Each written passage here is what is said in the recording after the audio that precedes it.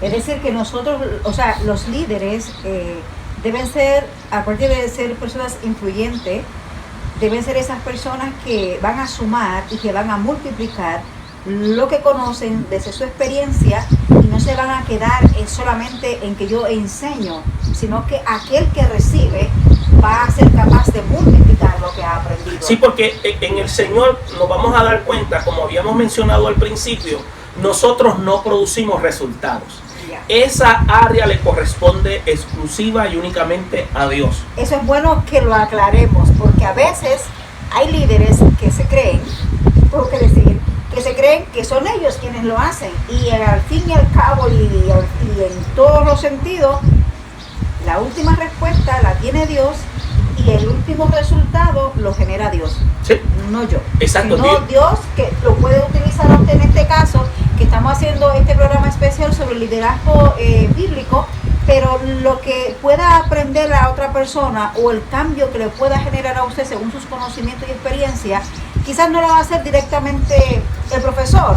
Él está siendo carnal en este momento para llevar el mensaje, pero al fin y al cabo, quien hace esa transformación en su psiqui, en su persona, va a ser Dios, en la intimidad que usted tenga con Dios. Sí, acuérdense que todo aquí el papel importante es, número uno, entablar una relación íntima. Ahí es donde estriba el elemento de fe.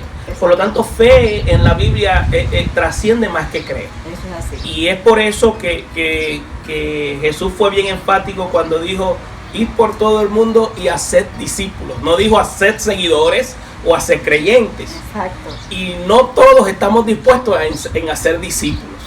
Mira, cuántas veces Dios en la Escritura nos dice eso. Yo no te voy a negar, hay días que yo quiero ser seguidor, hay días que quiero ser creyente, pero me doy cuenta que eso no produce nada.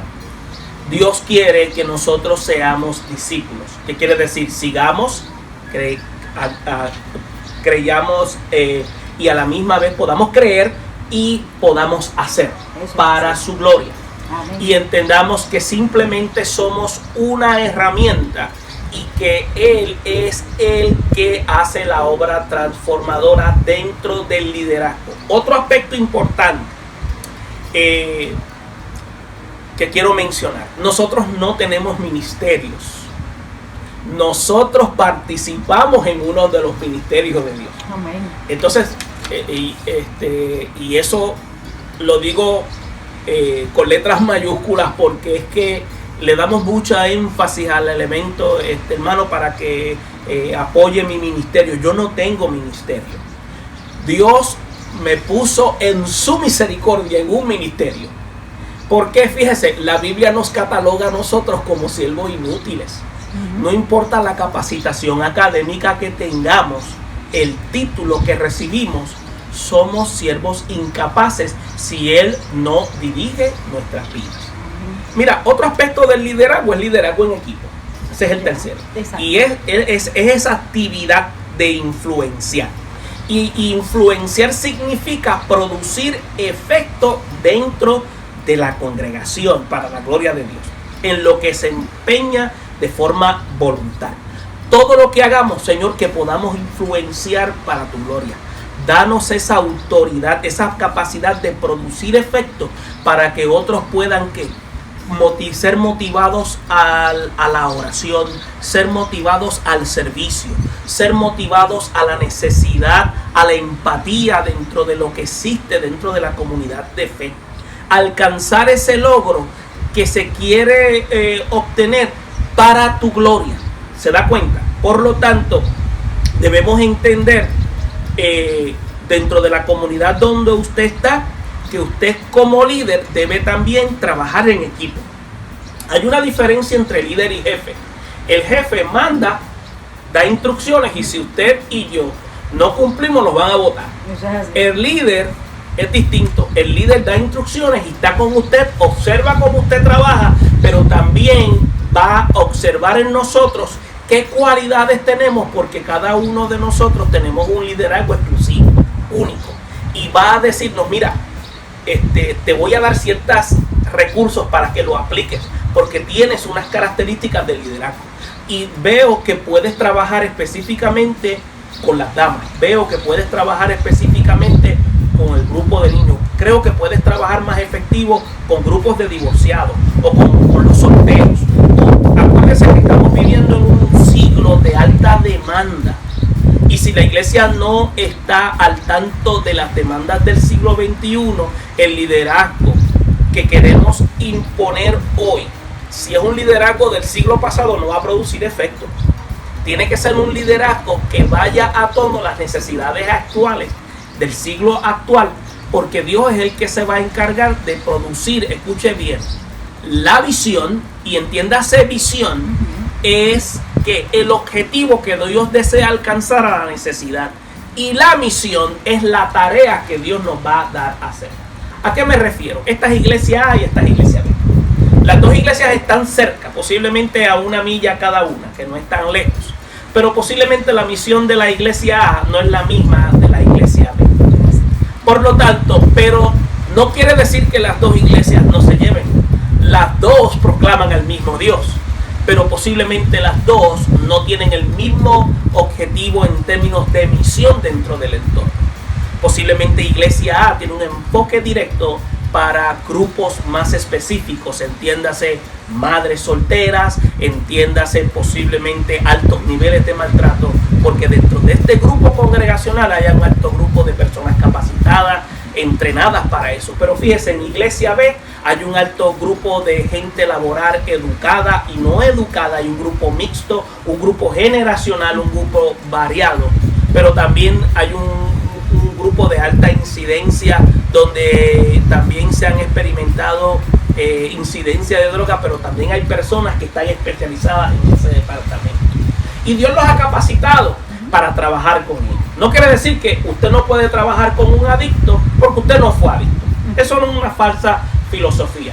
Dios lo capacita a usted para trabajar con ellos. Yo le estoy hablando a usted del cielo y yo nunca he ido al cielo. ¿Entiende? O sea, vamos a ser sensatos. Tenemos que aprender. Hay cosas que Dios nunca ha hecho y siempre nos las indica en la palabra. Dios nunca ha probado el pecado, pero nos dice, escuche bien, que no lo hagamos.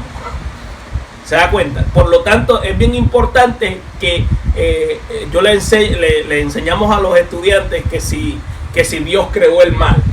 Escuche bien lo que le voy a decir para que cuando digo no digan que dije Diego. Dios creó el mal potencial. Y el mal potencial es aquel que podemos identificar para evitar.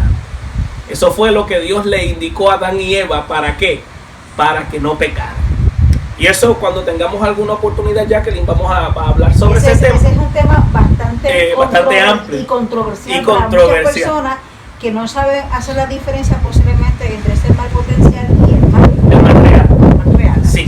Ese es un tema que posiblemente vamos a hacer con el profesor Pérez en otra ocasión. Sí, pero es importante saberlo. O sea, Dios nunca ha experimentado el pecado, pero sí creó el mal potencial indicándonos, ten cuidado.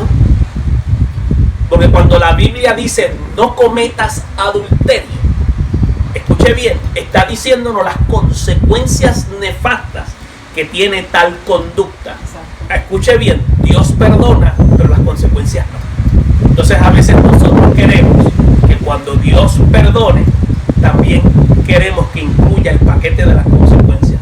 En la Biblia no habla de eso. La Biblia habla entonces de que sí Dios va a restaurar, pero las consecuencias dicen no, esos son los intereses que tú tienes y yo que tenemos que pagar.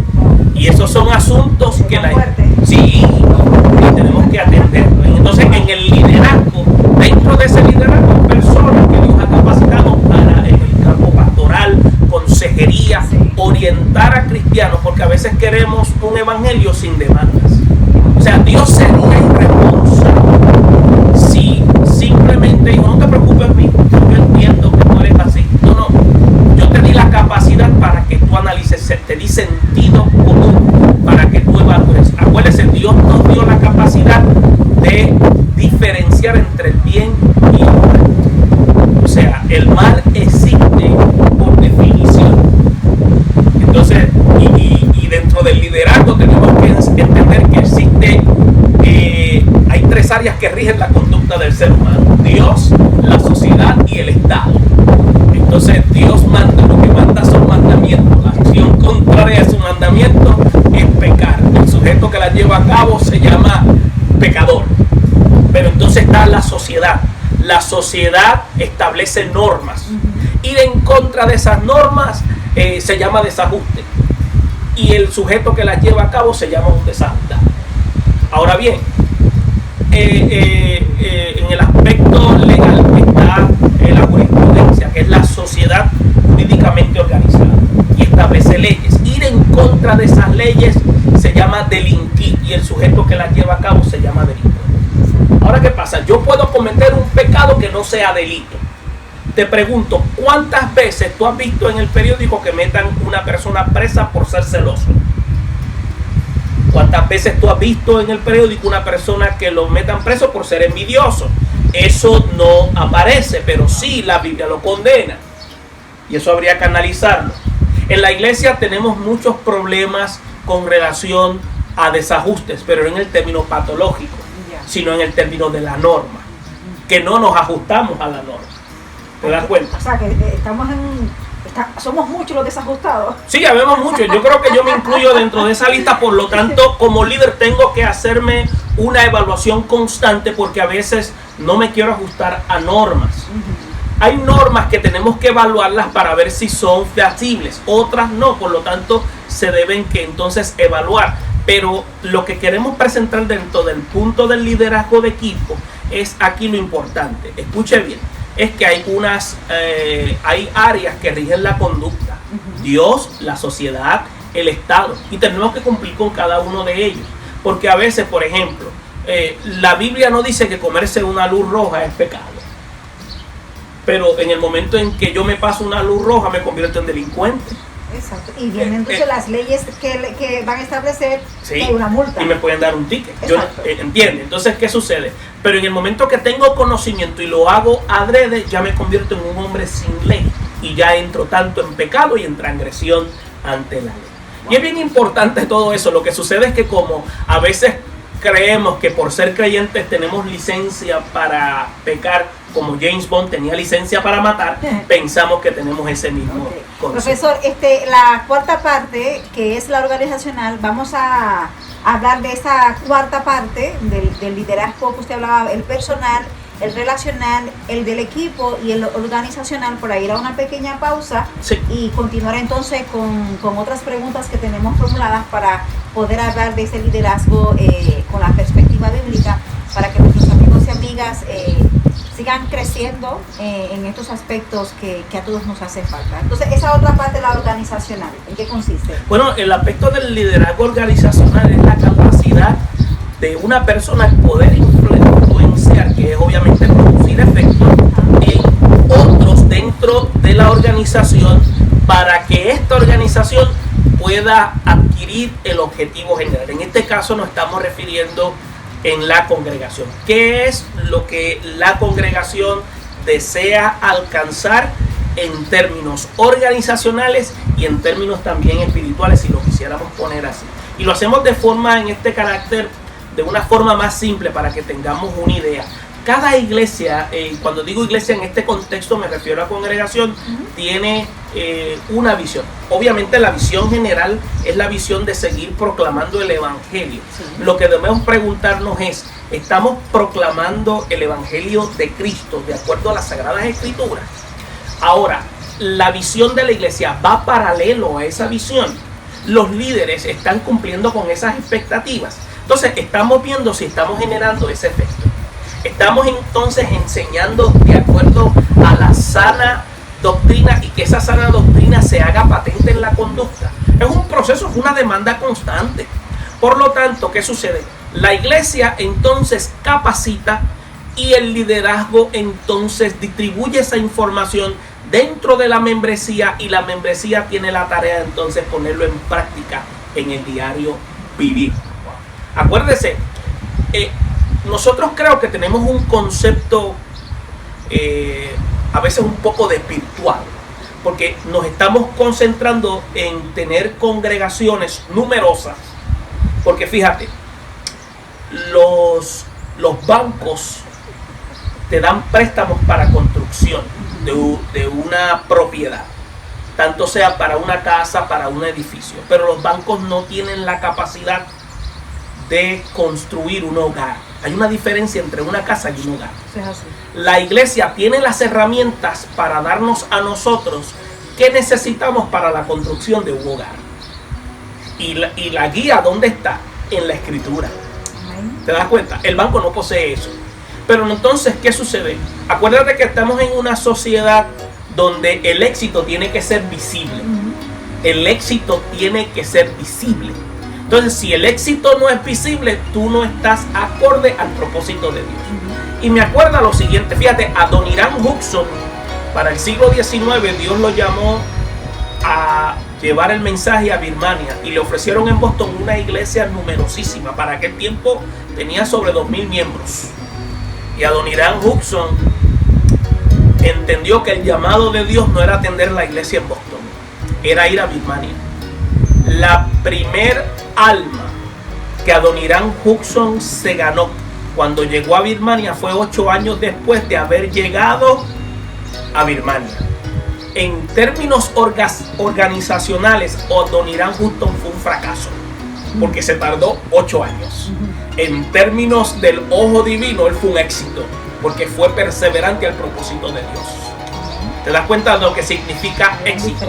Ahora, ¿qué es éxito en la definición de Dios? Cuando nuestra vida corresponde a la voluntad de Dios, independientemente de los aplausos y vítores de los demás. Y hoy día, independientemente de los likes, de lo me gusta, de lo que, sí, porque eso es lo que hoy día, a través de las redes sociales, es lo que más, si tengo tantos likes, entonces tú estás bien. Aquí hay éxito. Y ese no es el éxito de Dios. No, acuérdense que nuestro trabajo es simplemente proclamar. O sea, puede ser motivacional que la gente te pueda decir, hermano, muy bien, pero eso no es el objetivo. Acuérdense que yo no voy a ver el fruto de lo que se produzca aquí. Puede ser que yo vea el fruto mucho tiempo después y digan, hermano, yo me acuerdo una vez que usted habló sobre eso y a lo mejor yo ni me acuerdo. Usted no se ha dado cuenta que a veces usted, hermano, usted dio una clase de tal cosa y usted a lo mejor ni se acuerda, porque a lo mejor la clase no era para usted, era para el otro. Y en parte yo a veces lo considero bueno porque eso ayuda. Acuérdense, miren, que el enemigo más grande del ego es el anonimato. Y es bueno que lo tengamos en consideración. El anonimato es el enemigo número 1 del ego, como el keto es el enemigo número 1 del cáncer.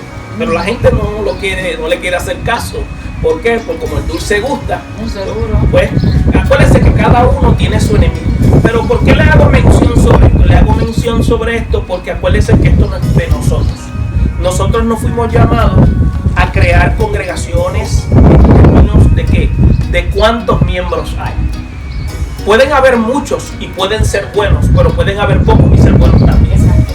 O sea, yo puedo tener una congregación de 2,000, 5,000 miembros, pero puede ser que el entorno donde esté esa congregación, el nivel de incidencia criminal sea elevado. Quiere decir que entonces como líder no estamos siendo catalizadores dentro de la sociedad. No estamos siendo impacto en carácter organizacional dentro de la sociedad. Por lo tanto, quiere decir que hemos creado lo que se llama una sobredosis de edificación dentro de esa congregación. Y fíjate, ¿qué es importante para que una congregación pueda ser efectiva? Y un líder servidor tiene que tener presente. Número 1, tiene que desarrollar lo que se llama madurez en unidad, madurez en conocimiento, madurez en lo que se conoce también como madurez, mencioné madurez en conocimiento, madurez en unidad, madurez relacional, y eso va a traer como resultado crecimiento en membresía. Si usted tiene por lo menos esas áreas, la congregación va a crecer por default. ¿Sí?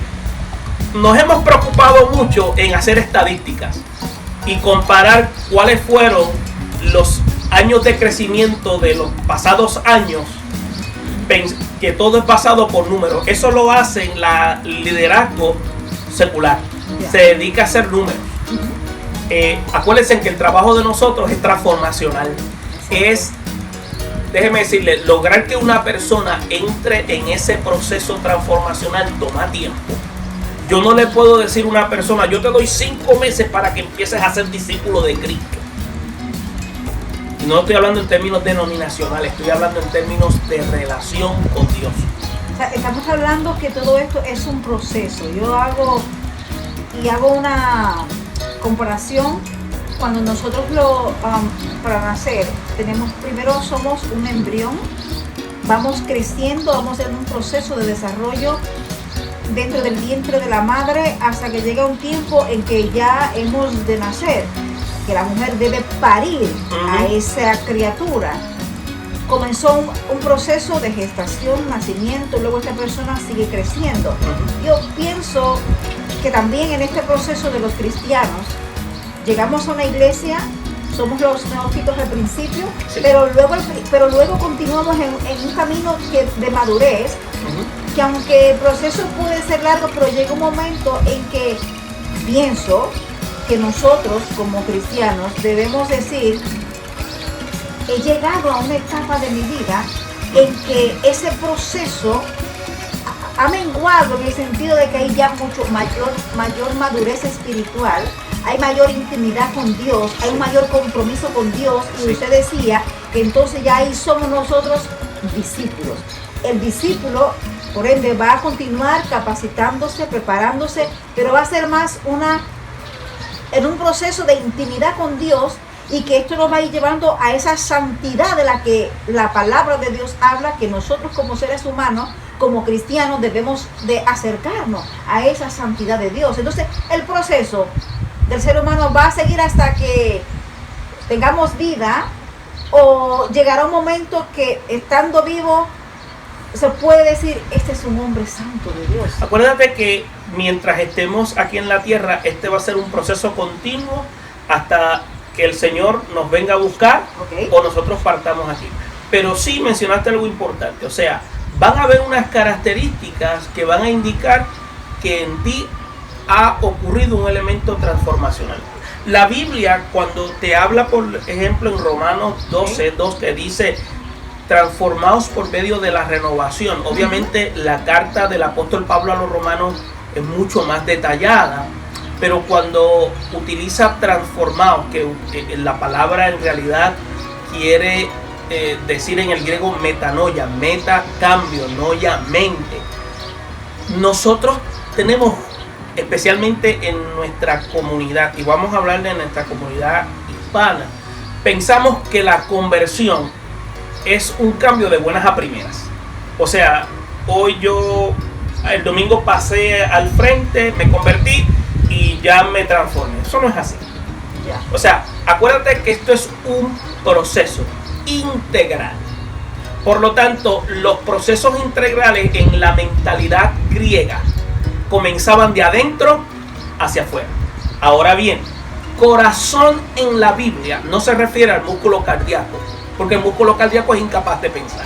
Por lo tanto, corazón en la Biblia viene del concepto cardia, que tiene que ver con el término evolutivo, el término conceptual, el término intelectual, que quiere decir cambio de conciencia. Por eso es que eso es conversión, porque tiene que ver con un cambio de conciencia. Cuando nosotros cambiamos nuestra forma de pensar, vamos a cambiar nuestros hábitos, y nuestros hábitos se va a ver ahora en nuestra conducta. Eso es transformación. Y eso es lo que hace Dios. Por eso tú no te has dado cuenta que a veces decimos, oye, el hermano Junior lleva 50 años en la fe y se comporta como una persona como no cristiana. Y apenas el hermano Juancito, que se convirtió hace 6 meses, da fruto como una persona de 50 años. ¿Qué te quiere decir eso? Te quiere decir, escuche bien lo que voy a decir para que cuando no digan que dije Diego. El proceso de cambio, Dios no lo hace. Escuche bien. Dios no lo hace porque yo no le permito a Dios, por medio del Espíritu Santo, que Él lo haga. Wow. Saben que esta parte de que el profesor Junior acaba de decir, a mí me interesa muchísimo. Vamos a hacer una pequeña pausa y vamos a continuar ya mismo con este programa.